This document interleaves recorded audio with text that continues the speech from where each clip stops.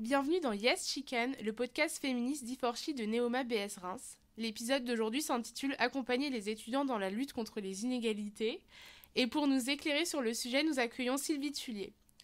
Alors Sylvie Tullier, vous êtes chargée de mission vie associative au sein de Neoma Business School. Bonjour. Bonjour. Oui, je suis chargée de mission au sein de la vie associative depuis 3 ans maintenant. Et j'ai eu multiples casquettes avant ça. Ok, on y reviendra D'accord. un peu plus tard. Comme chaque podcast, on va commencer par un quiz. Oula. Ça va être assez simple. Donc, à votre avis, quel est le pourcentage des étudiants qui considèrent que le contexte général ainsi que les traditions de leur établissement ne sont pas égalitaires par rapport au genre? On va dire un tiers, allez, 33%. C'est 71%. Oh, c'est énorme. Ouais, pour le coup... C'est énorme. C'est 2 fois plus, voire même 3 fois, 2 fois et demi plus. Ouais. C'est énorme. Du coup, on va passer à la deuxième partie de ce podcast. Donc, je vais vous laisser présenter votre principale mission au sein de Neoma et vos différentes expériences. D'accord. Donc en fait, mon travail est réparti en 3 missions principales. La première étant les missions plus d'ordre pédagogique avec les ateliers, les séminaires des PEA avec Madame Rachel Beaujolin. La deuxième étant toute la gestion budgétaire pour Reims, Rouen et Paris, avec la prise en charge des factures de toutes les infrastructures sportives, culturelles, associatives, etc. Et puis la troisième, c'est en renfort à la vie associative de Reims avec Alexandre Sévrac. Voilà, ça c'est mes 3 temps pleins, si je puis dire. Donc vous avez des nombreuses casquettes. Exactement. Une casquette budgétaire, une casquette relationnelle et une casquette vie asso. Okay. C'est bien les journées sont bien chargées. Les journées sont à rebondissement, on va dire ça comme ça. D'accord. Qu'avez-vous pu mettre en place en particulier au sein de l'école? Est-ce qu'il y a un projet que vous avez mis en place Donc en fait, on a surtout accompagné les porteurs de projets vis-à-vis du fait qu'ils arrivent quand même à monter certaines actions et qu'ils arrivent à se réinventer. Parce qu'avec la situation actuelle, les choses n'étant pas évidentes et puis les activités sur le campus étant plus que réduites, il fallait impérativement que les assos puissent vivre, mais qu'elles puissent aussi se réinventer. Exemple, là, ce qu'on est en train de faire là, on ne peut pas faire une action avec plein de gens, etc. Mais organiser des podcasts, voilà, ça demande du matériel, financer le matériel, organiser, être présent, etc. Ouais. Ok, merci. Est-ce que vous pouvez nous raconter la création de la cellule d'aide et d'écoute ? Donc en fait, si je reprends un petit peu l'historique, il y a quelques années de ça, je travaillais comme conseillère pédagogique au sein de Neoma et je travaillais avec la psychologue de l'école, Madame Fatima Papalardo, qui est toujours en poste ici à l'école. Et on s'est rendu compte qu'il y avait quand même un besoin. Parce qu'elle entendait des choses qu'elle ne pouvait pas me répéter, évidemment. Et moi, de par ma fonction, j'entendais aussi certaines choses. Et donc, en fait, on a décidé toutes les deux conjointement d'essayer de traiter ces demandes et d'essayer de faire en sorte que s'il y avait une personne, et je ne dis pas forcément une jeune fille, une personne qui est en détresse et qui a besoin d'aide, alors on ne la laisserait pas tomber. Et c'est de ce constat-là qu'on s'est dit, il faut absolument qu'on fasse quelque chose. Quelque temps après, la cellule wellness a été créée et là, on a remis un petit peu à plat tout ce qu'on pensait, etc. Et c'est comme ça qu'est née la cellule. C'est de ce constat-là que s'il y a des actions, s'il y a des personnes en détresse, s'il y a des gens qui ont besoin d'être accompagnés, alors il faut savoir les écouter, mais 2, il faut savoir les orienter. Parce qu'en fait, écouter une personne, c'est bien, parce que c'est la première des choses à faire dans ces situations-là. Mais leur dire, je vais vous écouter, je vais vous orienter. Est-ce que vous avez besoin d'être accompagné ? Est-ce que vous voulez que je vienne avec vous ? Ça, c'est aussi une autre démarche. Donc en fait, voilà, la cellule de veille, c'est comme ça qu'elle a commencé. C'est en partant du principe qu'il y avait un besoin et que ce besoin, il fallait y répondre. Oui, il fallait les accompagner en fait. Exactement. Pas juste les écouter parce que... Exactement. Donc on a fait, il y a eu un appel au volontariat qui était OK pour être dans cette cellule. Et puis on a eu une formation pendant 2 jours, il me semble, sur Paris avec un psychologue pour apprendre à recueillir la parole et puis à faire un petit peu d'accompagnement, enfin apprendre à accompagner les gens. Parce qu'on pense que c'est simple, mais il y a des mots qu'il ne faut pas dire, il y a des attitudes qu'il ne faut pas avoir, et à côté de ça, dire « on te croit, tu peux tout me dire », et ici, tu as une liberté de parole, ça c'est important. Oui, c'est vrai qu'on s'en rend pas compte, mais en fait, Ouais. c'est ces petites choses qui changent tout en fin de compte. Ouais.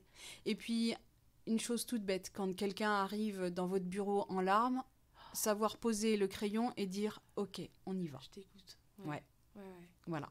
Ça aussi, ça s'apprend, c'est pas évident. Ça m'est arrivé 2 fois, 3 fois, j'ai envie de dire, oui. Et c'est pas forcément pour une agression. C'est, je sais qu'il y a une cellule d'écoute, ça ne va pas, écoutez-moi. Ouais, ça peut être pour tout. Mais ça, et j'ai déjà eu un garçon qui est venu me voir il y a quelques années. Il allait mal parce qu'il revivait une situation qu'il avait vécue étant enfant. Ah oui, d'accord. Et donc après, je l'ai redirigé vers la psychologue qui elle-même l'a redirigé vers quelqu'un pour faire une psychothérapie. Ok, d'accord. Voilà. Ouais. Et il est arrivé en me disant, j'ai besoin de parler à quelqu'un. Et j'ai vraiment vu la détresse dans ses yeux. Ouais. Et de me dire, ok, il faut que quelqu'un soit là pour les écouter. Voilà.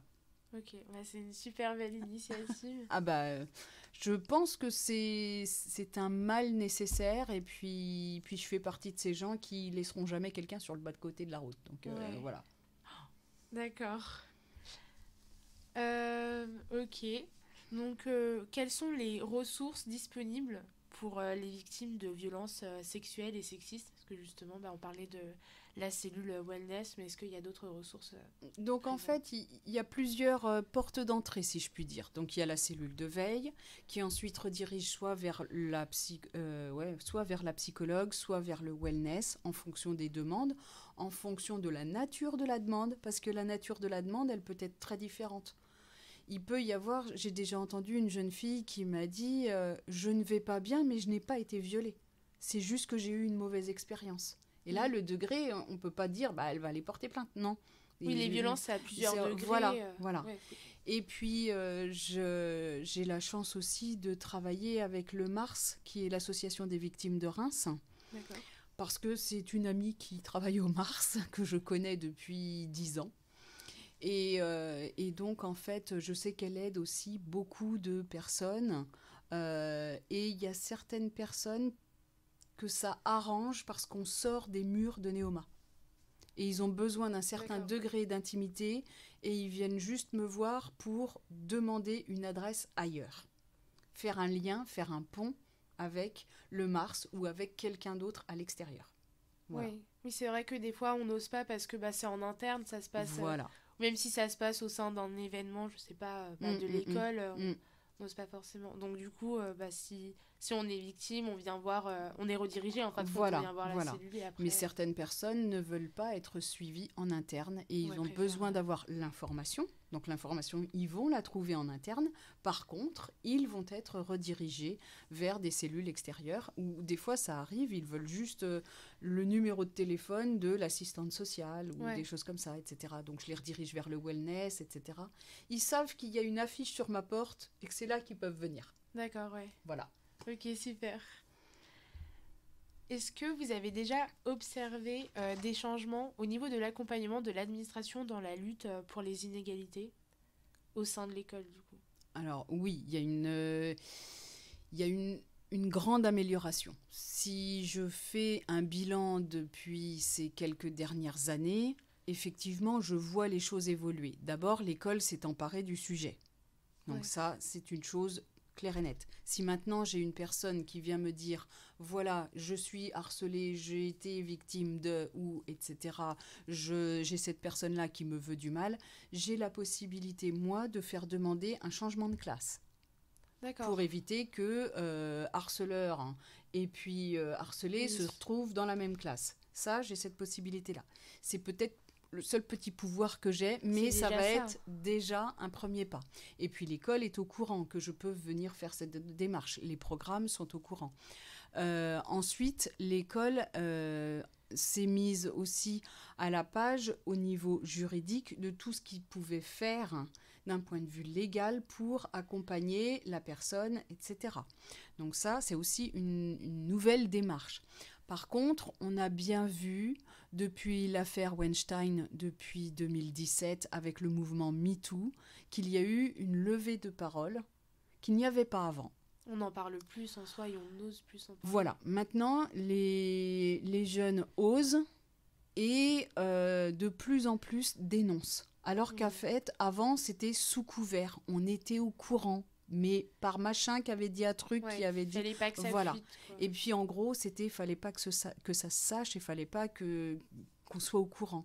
Alors que maintenant, une personne qui est victime de lève le poing et dire « j'ai été victime de ».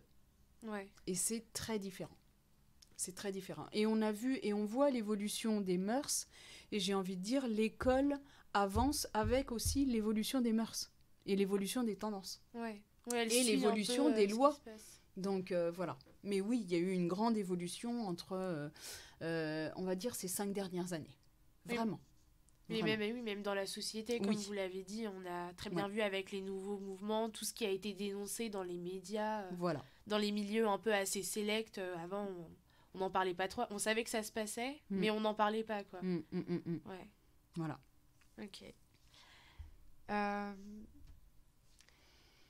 Est-ce que vous avez observé une évolution dans les traditions des écoles de commerce en général? Parce que c'est vrai que les traditions peuvent être très différentes. Alors, c'est pareil, ces évolutions se sont vues aussi énormément chamboulées ces 5 dernières années, parce que ce qui était admis, entre guillemets, il y a quelques années, n'est plus du tout toléré ou accepté. C'est fou quand même, désormais. parce que 5 ans, on peut penser, c'est un cursus en soi. Ouais. Donc, Mais vraiment, ces 5 dernières années, on a vu des traditions carrément entre le moment où la tradition a lieu, le moment où on s'offusque de la tradition et le moment où on dit non mais c'est carrément intolérable, on se demande même comment ça a été possible. Voilà, on a vu les choses upgrader et on a vu les choses vraiment évoluer, j'ai envie de dire sainement. C'est-à-dire que ce qu'on ne dénonçait pas, on le dénonce.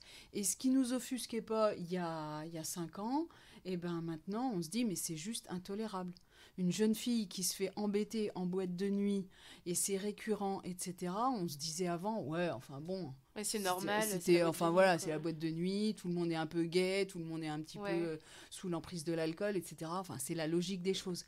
Et ben, ce qui était toléré il y a 5 ans ne l'est plus du tout maintenant. Voilà. Et ça, on a vraiment vu une évolution. Ces 5 dernières années, on est passé de ok, on peut admettre les choses à non, c'est plus tolérable, il faut le dénoncer. Ça va avec l'évolution en fait de cette société et de tout ce qui a été dénoncé. Tout à fait. Est-ce que vous pensez qu'il existe encore des freins à la lutte contre les inégalités dans les écoles de commerce ?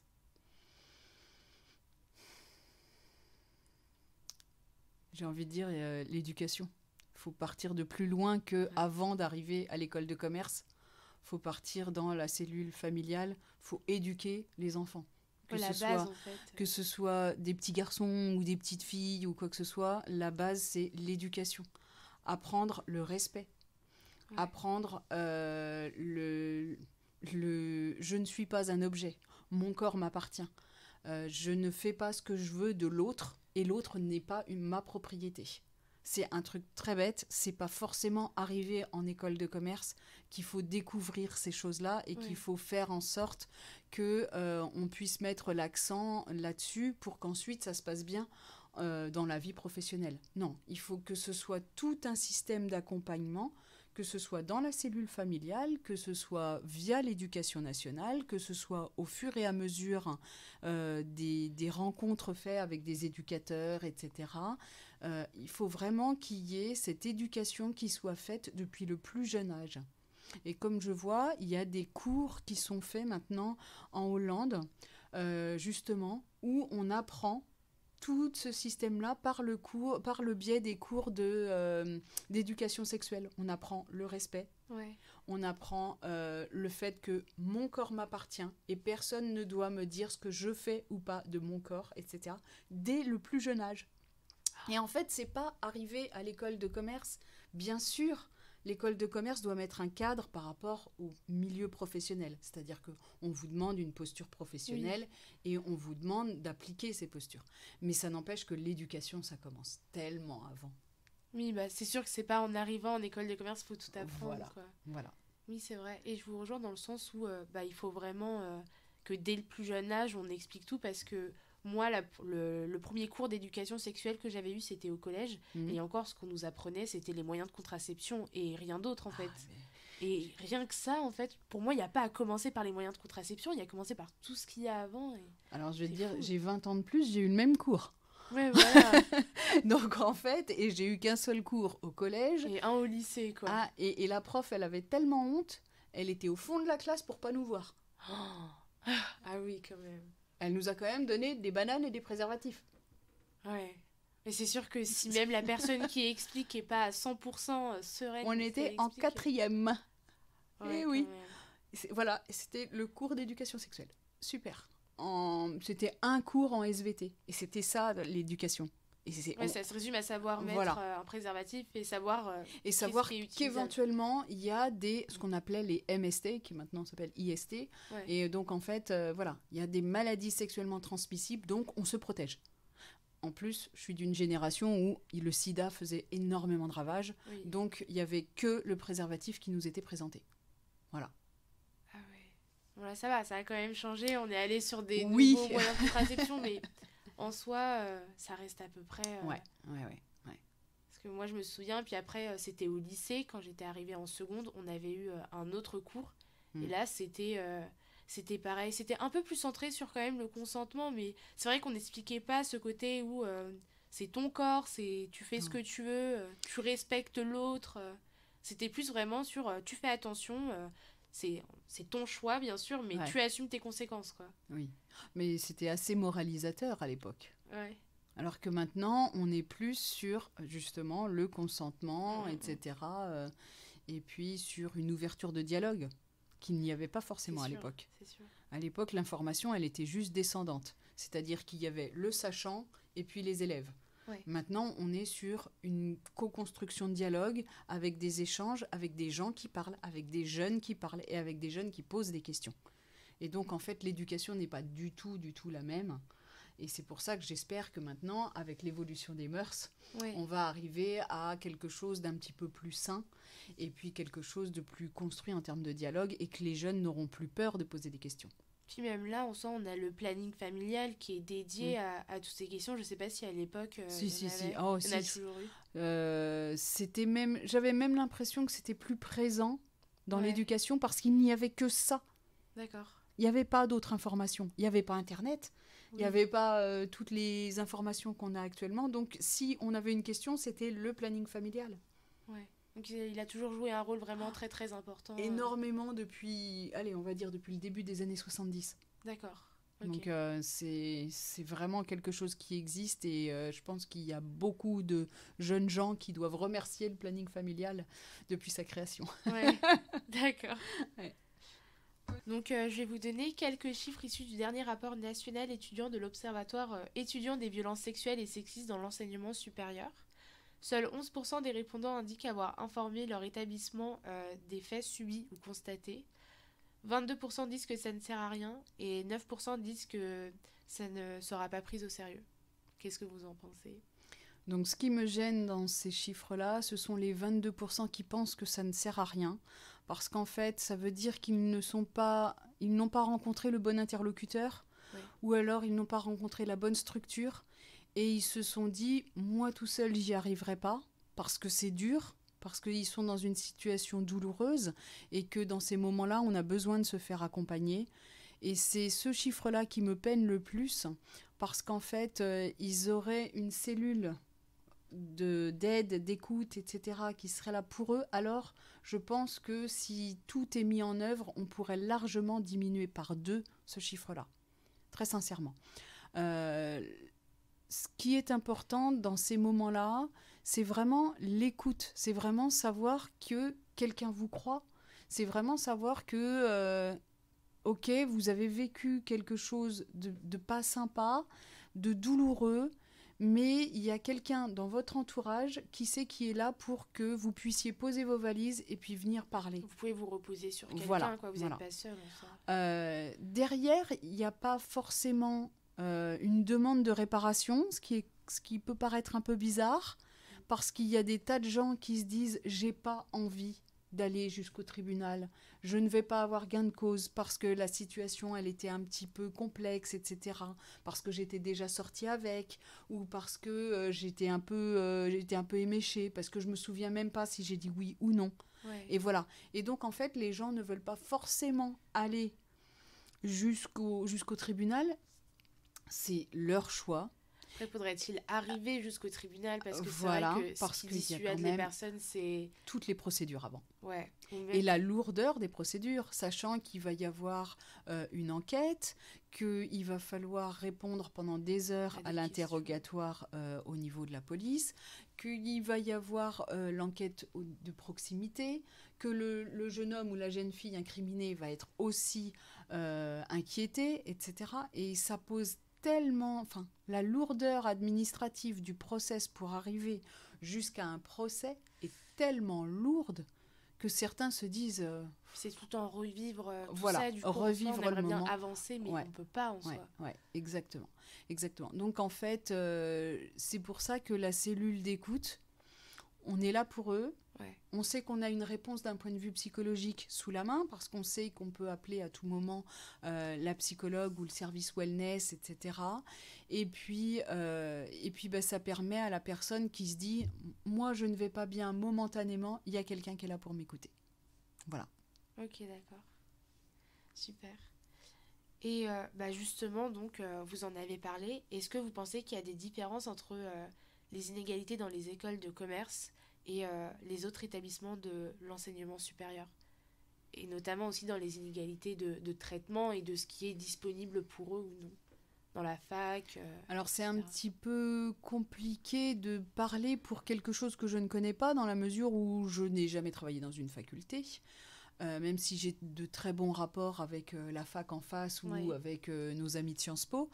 Mais je vois que ce soit mes collègues de Sciences Po ou ceux de la fac, il y a aussi une évolution dans la prise en charge du traitement, dans la prise en charge de l'accompagnement, et on voit vraiment les choses évoluer aussi. Je trouve qu'il y a de moins en moins de différences entre des étudiants d'école de commerce et des étudiants de Sciences Po. Je vais mettre un bémol peut-être avec la fac, parce qu'avec la fac, ils sont tellement nombreux. Et puis le système associatif est très différent. On peut très bien faire 5 ans à la fac sans avoir fait la moindre soirée. Donc voilà, c'est l'appartenance à l'école de par le nombre qui fait la différence. D'accord. Mais à côté de ça, il est difficile de se prononcer pour des établissements dans lesquels je n'ai jamais mis les pieds. Oui.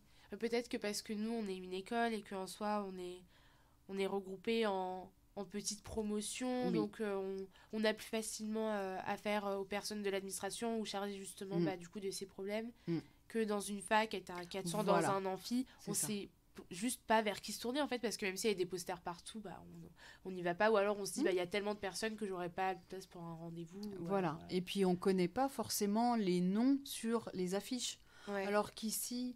le fait d'être divisé en petites promos et puis d'avoir les associations qui fédèrent quand même pas mal de gens. Oui, c'est ce côté fédérateur. Voilà, ça permet de se dire, je ne connais pas le nom en bas de l'affiche de la personne, mais par contre, quelqu'un dans mon entourage connaît cette personne. Et d'ailleurs, c'est souvent comme ça que les personnes viennent. C'est parce qu'en fait, quand je leur demande, vous avez trouvé le chemin de mon bureau comment ?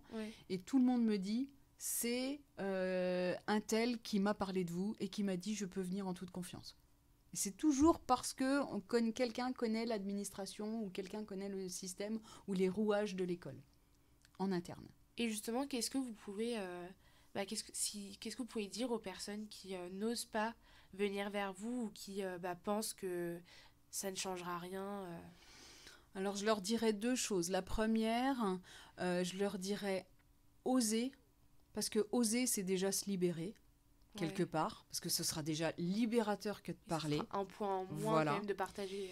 Et la deuxième chose, je leur dirais, même si vous vous dites que ça ne sert à rien, alors il y aura peut-être quelque chose qui vous sera proposé, une aide, un service interne, externe, auquel vous n'aurez pas pensé si vous étiez tout seul dans votre coin. Donc en fait, surtout, osez et puis n'hésitez pas. Et puis, même si j'ai pas de baguette magique, même si je m'appelle pas Joséphine Ange Gardien, eh bien, on essaiera de trouver la meilleure des solutions ou une solution, j'ai envie de dire, en adéquation avec la problématique. Et puis, on est là aussi pour accompagner. C'est-à-dire que si la personne veut aller jusqu'à un dépôt de plainte, on peut aussi accompagner la personne. Enfin, voilà, il y a un suivi qui est fait, il y a, comme on parlait tout à l'heure, le fait de séparer des personnes en classe, il y a le fait de rediriger la personne vers le wellness, c'est-à-dire qu'en fait, la personne, elle a une porte d'entrée et ensuite elle sait qu'elle peut revenir autant de fois qu'elle le veut. Ça, c'est vrai que certaines personnes ne sont pas au courant. Par exemple, le fait de séparer les 2 personnes dans 2 classes différentes, ça, j'étais pas du tout au courant. Et on l'a déjà fait. Hein. On l'a déjà fait. Rien que le savoir, je pense que ça doit faire du bien, en fait, parce que c'est vrai que tous les matins, après, se retrouver dans la même salle. J'imagine. Ouais. Et du coup, tout ça, c'est pareil pour une personne qui voit que quelqu'un a subi quelque chose et doit aussi venir en parler. Mais j'ai aussi beaucoup faut pas croire, hein, j'ai aussi beaucoup de personnes qui ont été victimes et qui viennent et qui ont été victimes, mais le harceleur ou l'agresseur n'étant pas une personne de l'école.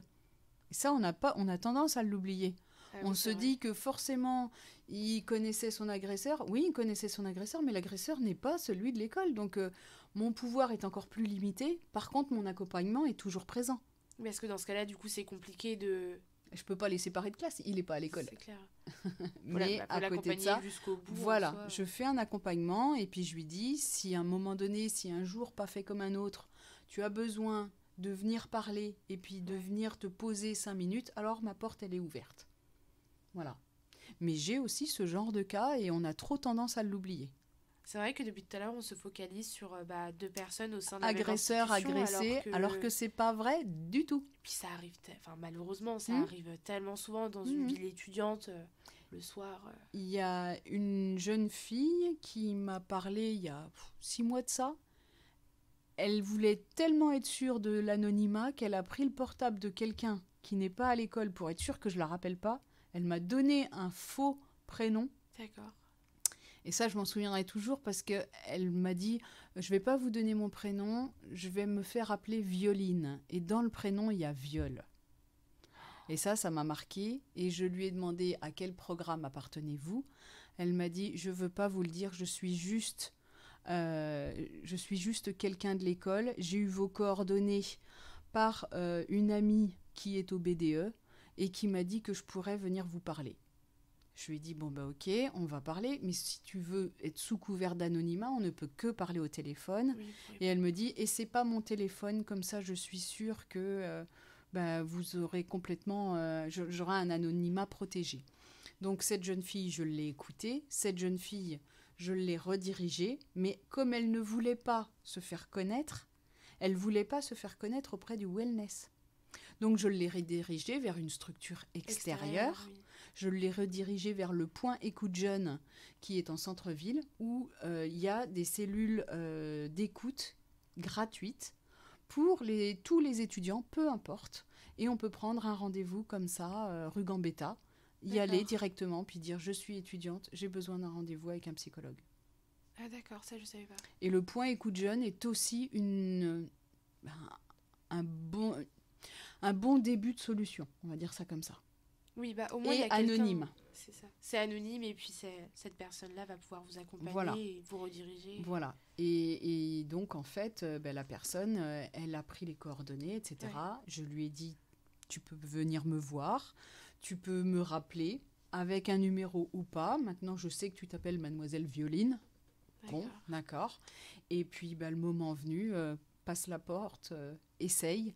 Ouais. Et elle m'a remerciée, elle n'est jamais revenue. D'accord. Et c'était pas du tout dans un cadre de l'école, ça s'est passé ailleurs. C'était lorsqu'elle était partie au ski ou je sais pas trop quoi, etc. Et l'agresseur n'était pas du tout quelqu'un de l'école, mais c'était quelqu'un qu'elle connaissait. D'accord. Ouais, donc il y a quand même un accompagnement, même s'il ne faut Voilà. pas se dire que Voilà. si ça ne fait pas partie de l'école, Ouais, ça ne sert à rien. Pas Ouais. du tout, en fait. Au contraire, exactement. justement. Exactement. D'accord. Ok.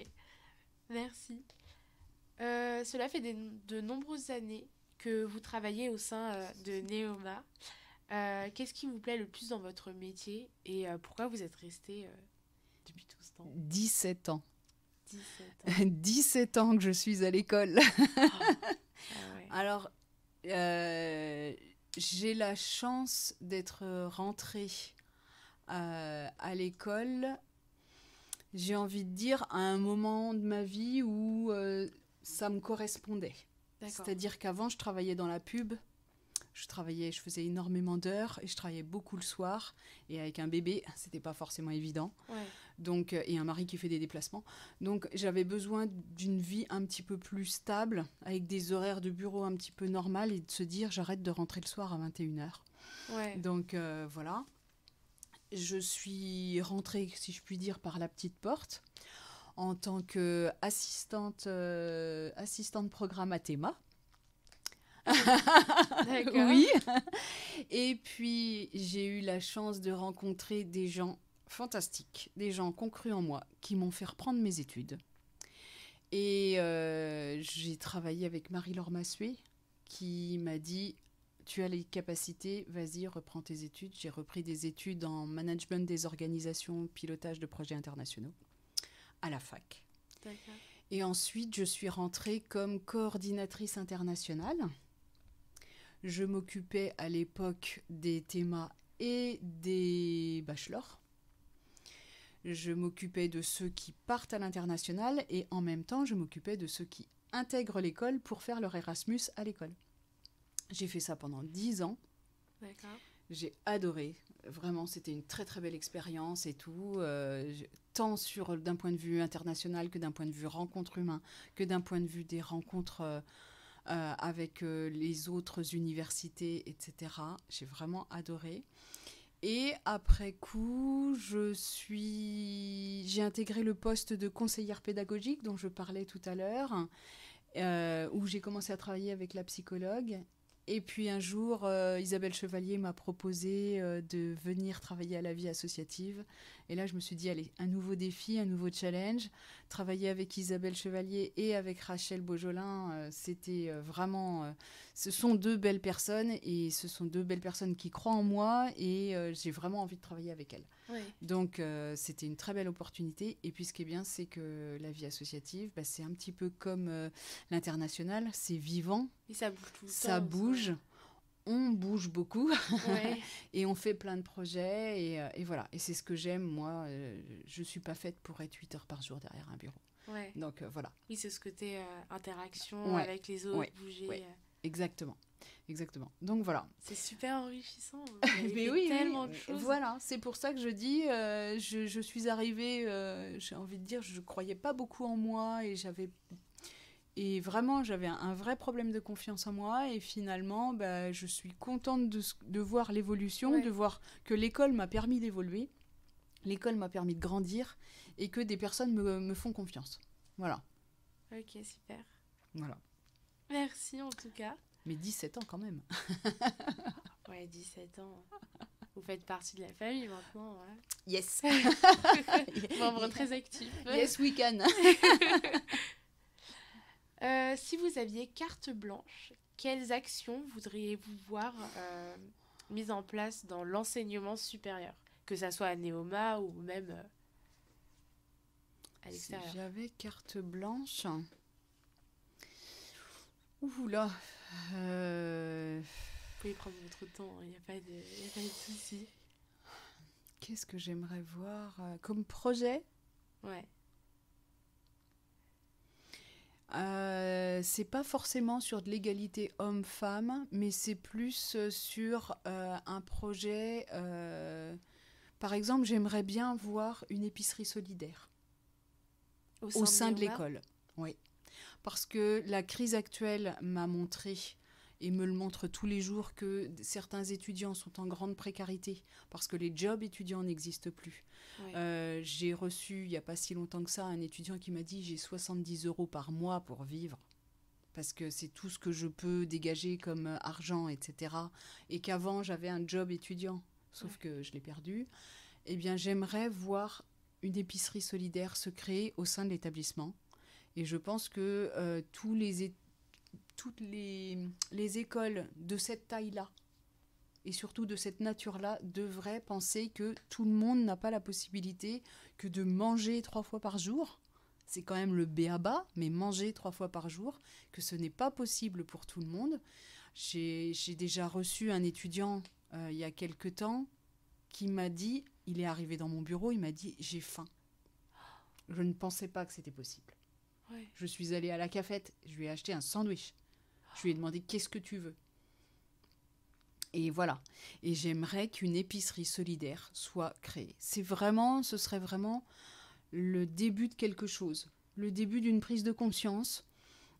Au même titre qu'il y a l'atelier, la boutique, etc. pour les goodies, et bien qu'une épicerie solidaire, peut-être en lien avec Oikos, peut-être en lien avec E4She, peut-être en lien avec les associations du pôle solidaire, se crée et puisse dire, voilà, on a trouvé tel et tel produit, on a fait du démarchage, parce que c'est professionnalisant que de faire du démarchage, parce que c'est professionnalisant que de tenir ce genre de boutique.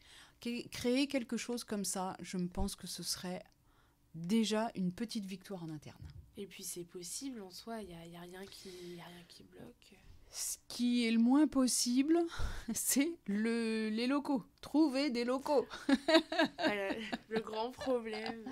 Voilà. Trouver un local et puis trouver des gens, c'est comme pour les associations, trouver des gens motivés qui veulent s'investir sur le projet et s'investir sur du long terme et faire en sorte que si un président part, quelqu'un d'autre reprenne, etc. Ouais. Voilà. C'est vraiment un projet qui me tiendrait à cœur si j'avais carte blanche. C'est fou parce que certains ont ce stéréotype que si on se dirige vers des études payantes comme en école de commerce ou école d'ingé, on a forcément tous les moyens en soi, alors que ce n'est pas le cas. Non. Et qu'on sait pertinemment qu'on est une école où il y a énormément de boursiers, avec des boursiers avec des échelons relativement hauts. Et ça, on n'en prend pas suffisamment conscience. Et donc, c'est pour ça que ce projet-là, d'épicerie solidaire, serait un projet qui me tiendrait vraiment à cœur. D'accord. Voilà. Ok, J'espère qu'un jour, mais dans un jour proche, pas dans 10 ans. Au vu de la situation... ce serait bien. De ce que vous nous avez raconté, du coup, voilà. C'est urgent, quoi. C'est vraiment besoin urgent. Il y a une urgence, et je pense que cette urgence, elle va perdurer encore quelques temps. Et c'est pour ça que si par exemple, un jour, j'entends que quelqu'un à Oikos ou je ne sais trop quoi a ce genre d'envie, je pense qu'on ferait tout pour l'accompagner. D'accord. Voilà. Ok. Super. Bah écoutez, merci beaucoup. C'est la fin de ce nouvel épisode. Merci de m'avoir invitée. Donc, merci à notre invité pour avoir pris le temps de répondre à toutes nos questions. Et merci à nos auditeurs. Je vous donne rendez-vous pour le prochain épisode. Et à bientôt dans Yes Chicken, le podcast d'E4She Néoma Business School Reims. C'est bon.